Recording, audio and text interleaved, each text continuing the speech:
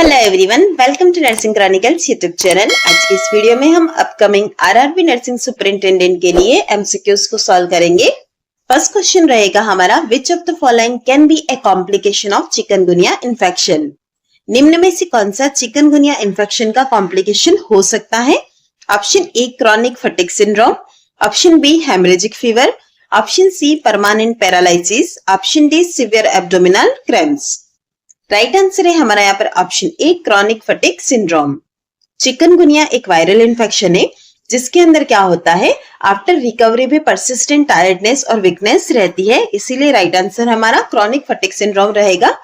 Option B के अंदर हमें दिया गया हेमरेजिक फीवर। हेमरेजिक फीवर हमको देखने को मिलता है डेंगू के अंदर, ना कि चिकनगुनिया में। और वही हम बात करें परमानेंट पैरालिसिस की और सीवियर एब्डोमिनल क्रैम्प्स की, तो यह भी हमारा कॉम्प्लिकेशन नहीं है चिकनगुनिया का। नेक्स्ट क्वेश्चन है हमारा, a patient shows pin point pupils, salivation and trimmers after poisoning, what is the probable cause. एक पेशेंट है जो कि प्रेजेंट हो रहा है हमारे पास, पिन पॉइंट प्यूपिल, सलाइवेशन है, साथ ही साथ आफ्टर पॉइजनिंग ट्रिमर्स भी है, तो यहाँ पर कौन सी पॉइजनिंग का प्रोबेबल कॉज हो सकता है? Option A opioid poisoning, option B organophosphate poisoning, option C atropine overdose, option D mushroom poisoning. Right answer है हमारा यहाँ पर ऑप्शन बी ऑर्गेनोफॉस्फेट पॉइजनिंग। सबसे फर्स्ट हम बात करेंगे यहाँ पर ओपिएट पॉइजनिंग की। ओपिएट पॉइजनिंग का जो की फीचर होता है उसके अंदर होता है पिन पॉइंट प्यूपिल, रेस्पिरेटरी डिप्रेशन, लेकिन कोई सलाइवेशन और ट्रिमर्स नहीं होता है।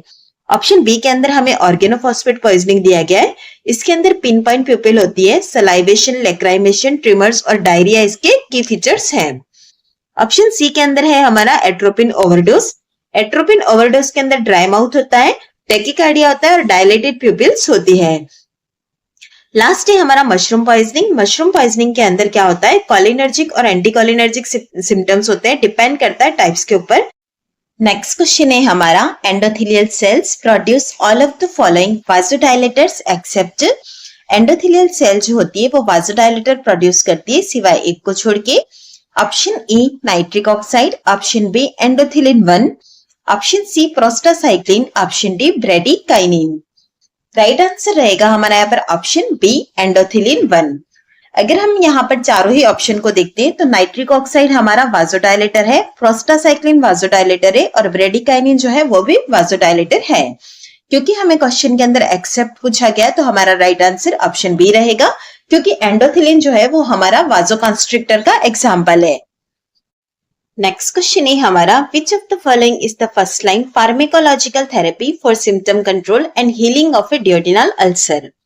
डियोडिनल अल्सर के केस के अंदर फर्स्ट लाइन फार्मेकोलॉजिकल थेरेपी कौन सी होगी जो कि सिम्टम को कंट्रोल करती है, साथ ही साथ अल्सर को हील भी करती है? Option A proton pump inhibitors, option B H2 blockers only, option C anticholinergics, option D prokinetic agents only. Right answer है हमारा यहाँ पर option A proton pump inhibitor. Proton pump inhibitor की हम बात करते हैं तो इसके एग्जांपल्स में हमको देखने को मिलता है ओमेप्रेजोल और पेंटोप्रेजोल। यह स्ट्रांगली सप्रेस करती है गैस्ट्रिक एसिड के सिक्रेशन को। यह फर्स्ट लाइन फार्मा थेरेपी होती है फॉर हीलिंग डियोडिनल अल्सर और सिम्टम कंट्रोल। वही हम बात करते हैं option B H2 blocker only की। H2 ब्लॉकर जिसका एग्जाम्पल यहाँ पर रेनिटिडिन दिया हुआ है, इसे भी हम यूज में ले सकते हैं, बट यह प्रोटॉन पंप इनहिबिटर के कंपैरिजन में लेस इफेक्टिव है। ऑप्शन सी के अंदर हमें दिया गया एंटीकोलिनर्जिक। एंटीकोलिनर्जिक रिड्यूस करता है एसिड सिक्रेशन को, बट यह भी फर्स्ट लाइन नहीं है। ऑप्शन डी के अंदर हमें दिया गया prokinetic agent only.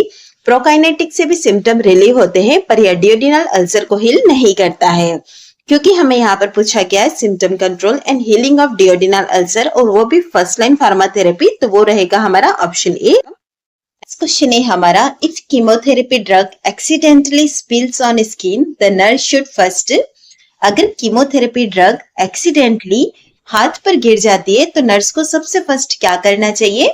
Option A wash immediately with soap and water, option B wipe with alcohol swab, option C cover with sterile dressing, option D apply ointment. Right answer रहेगा हमारा यहाँ पर option A wash immediately with soap and water. Immediately wash करना चाहिए for at least 15 minutes. इससे क्या होगा, minimise होगा एब्सॉर्प्शन और इरिटेशन को। इसी के साथ ही यहाँ पर दिया गया है हमें अल्कोहल का यूज और ऑइंटमेंट, यह दोनों ही अप्लाई नहीं करना है क्योंकि इसकी वजह से हमारा इंजरी और ज्यादा वर्स्ट हो सकता है। नेक्स्ट क्वेश्चन है हमारा, which artery is most commonly used for measuring non invasive blood pressure with a sphygmomanometer. Sphygmomanometer से जब हम नॉन इन्वेजिव ब्लड प्रेशर को मेजर कर रहे हैं तो कौन सी आर्टरी है जो कि मोस्ट कॉमनली यूज में आती है? Option A brachial artery, option B radial artery, option C femoral artery, option D carotid artery. Right answer है हमारा यहाँ पर ऑप्शन ए ब्रेकियल आर्टरी।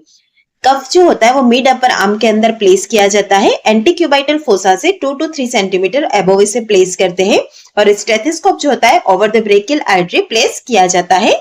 अगर हम बात करते हैं आर्टरीज की तो एडल्ट के अंदर ब्रेकियल आर्टरी यूज में ली जाती है।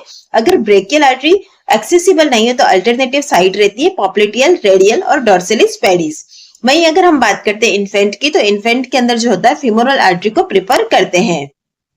इस क्वेश्चन है हमारा, which condition would most likely cause bradycardia. कौन सी कंडीशन है जिससे कि ब्रेडिकार्डिया होता है? Option A fever, option B hypothyroidism, option C haemorrhage, option D anxiety. Right answer है हमारा यहाँ पर ऑप्शन बी हाइपोथायरॉयडिज्म।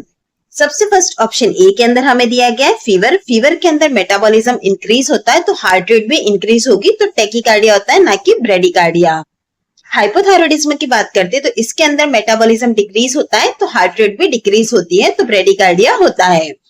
नेक्स्ट है हमारा ऑप्शन सी हेमरेज। हेमरेज की कंडीशन के अंदर सिंपैथेटिक स्टिमुलेशन की वजह से टैकीकार्डिया होता है। और लास्ट है हमारा ऑप्शन डी एंजाइटी। एंजाइटी के अंदर एड्रेनालिन रिलीज होता है तो उसकी वजह से भी टैकीकार्डिया यानी कि हार्ट रेट इंक्रीज होती है। क्योंकि हमें पूछा गया कि ब्रेडिकार्डिया का कॉज क्या है तो वो है हमारा हाइपोथायरॉयडिज्म यानी कि ऑप्शन बी राइट आंसर होगा। नेक्स्ट क्वेश्चन है हमारा, which of the following statements about chemotherapy handling is incorrect. निम्न में से कौन सा स्टेटमेंट थेरेपी हैंडल करने वाला इनकरेक्ट है? Option A nurse should eat or drink in the drug preparation area, option B use closed system transfer devices, option C wear double gloves when administering IV chemotherapy, option D dispose waste in labelled cytotoxic bins. Right answer है हमारा यहाँ पर option A nurse should eat or drink in the drug preparation area. Chemotherapy की जो drugs होती है वो काफी ज्यादा हैजार्डस होती है, इसीलिए उनका जो ड्रग प्रिपरेशन एरिया होता है वहां पर बैठकर खाना और पीना अलाउड नहीं है। अगर हम बात करते हैं दूसरे ऑप्शंस की, ऑप्शन बी के अंदर हमें दिया गया use closed system transfer devices, यह बिल्कुल राइट है। इसी के साथ ही जब भी हम आईवी कीमोथेरेपी को एडमिनिस्टर कर रहे हैं तो वहां पर डबल ग्लव्स पहनने होते हैं। और अगर हम बात करते हैं इसके वेस्टेज की तो यह साइटोटॉक्सिक बिन के अंदर इसे डिस्कार्ड किया जाता है और लेबल भी करना होता है। तो इस तरह से आप देख सकते हैं हमें क्वेश्चन में पूछा गया था इनकरेक्ट कौन सा है तो वो है हमारा ऑप्शन ए।